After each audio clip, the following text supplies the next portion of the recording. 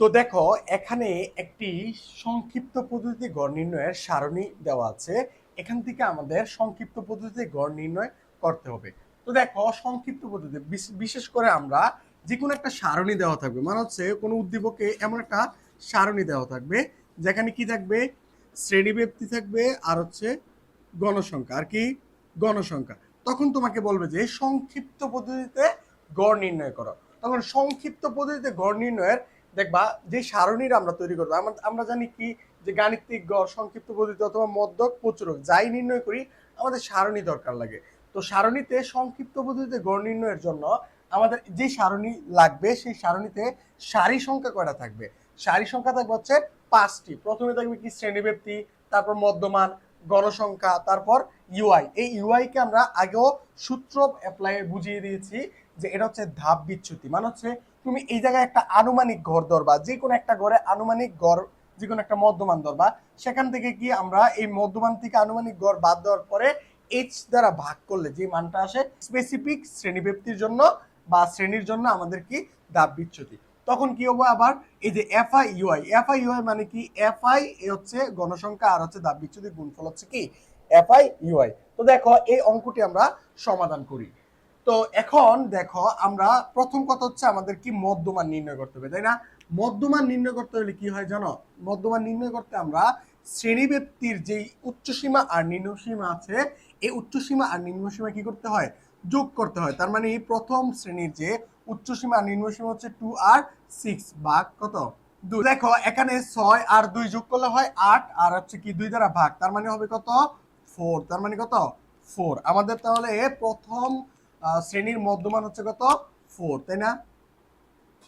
এরপরে দ্বিতীয়, দেখো এখানে আরেকটা বিষয় আছে, সেটা হচ্ছে ধরো তুমি প্রথম শ্রেণীর মধ্যমান পেয়ে গেছো, তারপর কি ক্রমান্বয়ে শ্রেণী ব্যক্তি কি শ্রেণী ব্যবধান যোগ করবা প্রত্যেকটা ক্ষেত্রে, প্রত্যেক ঘরের জন্য শ্রেণী ব্যবধান শ্রেণী ব্যবধান শ্রেণী ব্যবধান যোগ করলে দেখা গেছে পূর্বের মধ্যমান থেকে শ্রেণী ব্যবধান যোগ করলে ওই শ্রেণীর মধ্যমান পাওয়া যায়। তো দেখো এখানে আমরা যদি আবার ওইভাবে করো, 10 আর 6 যোগ করলে কত হয়? 16। তা 2 দ্বারা ভাগ করলে কত হয়? 8 হয়। কত হয়? 8। এছাড়াও 4 এর সাথে 4 যোগ করলে হয় 8। তারপর দেখো এটাতে হচ্ছে 12, তারপর এটাতে কত? এটাতে হচ্ছে 16, তারপর এটাতে কত দেখো? 20, তাই না? এখন আসো এটাতে হচ্ছে কত? 22, এটা হচ্ছে 24, এটা কত? 24। আর এইটাতে কত? এটাতে হচ্ছে 28, আর এটাতে হচ্ছে 32। এই হচ্ছে আমাদের মধ্যমান, তাই না? এবার আসো আমাদের ইউআই বের করতে হবে, কি ধাপ বিচ্যুতি বের করতে হবে। এখানে দেখবা ধাপ বিচ্যুতি দুই ভাবে করতে পারো। ধরো এই যে সারণীগুলো আছে, এই সারণীগুলা এখানে দেখো, সারণীগুলা সবচেয়ে বড় অথবা প্রথম শ্রেণীর যেই ধাপ বিচ্যুতি সেখানে 0 ধরবা। কিভাবে? দেখো আমরা যদি ui is equal to x i মানে কি, ধরো এই শ্রেণীতে যদি আমি বলি যে এই শ্রেণীতে 0 কেন ধরবো, কারণ এই শ্রেণীতে এক্স আই কত? 4। এক্স আই কত? 4। দেখো তাহলে আবার আমরা বলছি যে প্রথম শ্রেণীতে, মানে হচ্ছে এই শ্রেণীতে যদি আনুমানিক ঘর ধরি, তাহলে এই শ্রেণীর মধ্যমানটাই হচ্ছে কি তার আর এর মান। তার মানে এখানে এ কত? -4, আর নিচে হচ্ছে কি 4। তার মানে এটা উপরে 0 ইজ ইকুয়াল টু 0। বুঝতে পারছো? তো আরেকভাবে করা যায়, সেটা হচ্ছে কি এই সারণীতে সবচেয়ে বেশি গণসংখ্যা আসছে কোন শ্রেণীতে? দেখো 52তে সবচেয়ে বেশি কি 52, মানে হচ্ছে 52 আসছে কি 18 থেকে 22 শ্রেণীতে। তার মানে 18 থেকে 22 শ্রেণীর মধ্যমানটাই হচ্ছে এর মান। তার মানে এখানে আমরা কি দিতে পারি? এখানে আমরা এই 20 কে ধরতে পারি কি এ, এই 20 কে কি ধরতে পারি? এ ধরতে পারি। তাহলে যেই গড়ে মধ্যমান এ ধরবো, ওই গড়ের ধাপ বিচ্যুতি মনে রাখবা 0। কিভাবে? আমরা এখানে বুঝিয়ে দিয়েছি। মানে হচ্ছে এখানে 20 কি 20 হচ্ছে এক্স এর মান, আবার এখানে এ এর মান হচ্ছে কত? 20। তাহলে 20 ইজ ইকুয়াল টু কত? 0। এই হচ্ছে এখানে 0 হবে।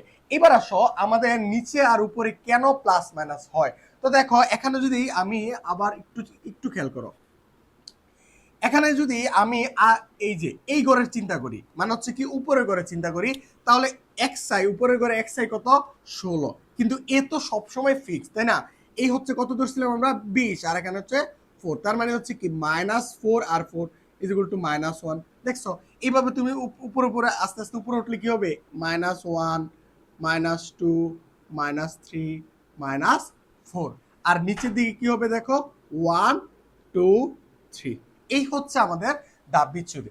এবার আসো এখানে আমরা এই 1 আর 4 গুণ করলে হয় কি fi ui, তার মানে হচ্ছে কি -4, এটা কি -4, একটু বড় করে লিখি, এটা হচ্ছে -4, তাই না? এখানে হচ্ছে কি -27 আর এখানে -42 আর এখানে দেখো -47 আর এখানে কি হবে 0, কারণ 50 এর সাথে 0 গুণ করলে 0ই হয়। আর এখানে হচ্ছে কি 36 আর এখানে দেখো 38 আর এটা 9।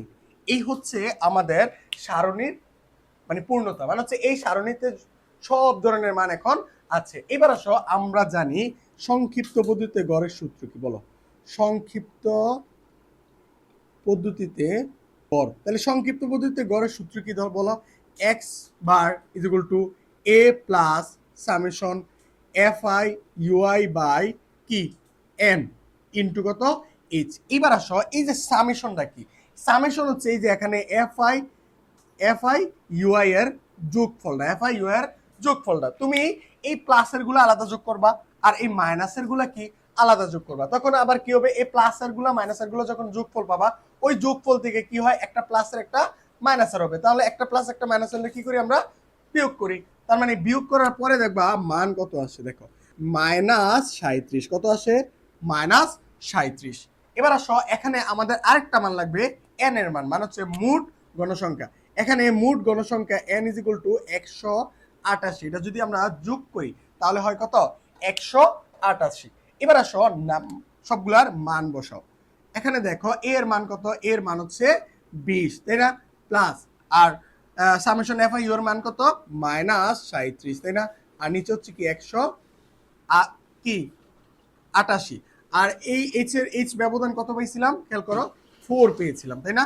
এখন আসো আমরা এখানে 20, দেখো এখানে প্লাসে মাইনাসে কি হবে মাইনাস, আর এই 37 আর 4 গুণ করলে কত হয়, দেখো 37 এর সাথে যদি আমরা 4 গুণ করি তাহলে কত হয়, এখানে আমরা যদি 37 এর সাথে 4 গুণ করি তাহলে হয় এখানে 148, কত হয় 148 আর নিচে 188। এবার আসো এখানে কি করব আমরা, এখানে 20 মাইনাস 148 যদি আমরা 188 দ্বারা ভাগ করি তাহলে এখানে কত হয় 0.79, তাই না। এখন আসো এখান থেকে যদি আমরা বিয়োগ করি তাহলে 19.21 হচ্ছে আমাদের কি নির্ণয় অ্যান্সার। তো দেখো এই হচ্ছে আমাদের সংক্ষিপ্ত পদ্ধতিতে গড় হচ্ছে কত 19.21। তো তোমাদের বইয়ে যে বোর্ড কোশ্চেন আমাদের যে গাইডগুলো আছে এখানে বোর্ড কোশ্চেন কি অনেক বোর্ড কোশ্চেন আছে এই অধ্যায়ে, কারণ এই অধ্যায়ে প্রতি বছর 2টা প্রশ্ন আসে, তার মানে হিউজ পরিমাণে এখানে কি বোর্ড কোশ্চেন আছে। তুমি যখন সংক্ষিপ্ত পদ্ধতিগুলা ধরে ধরে এই যে আমি যেই সারণীর মাধ্যমে সংক্ষিপ্ত পদ্ধতির সমাধান করলাম তুমি যদি এই ফরম্যাটটাই মনে রাখতে পারো আশা করি আর কখনো তোমার সংক্ষিপ্ত পদ্ধতিতে সমস্যা হবে না। তো আশা করি এই ক্লাসটি তুমি বুঝেছো।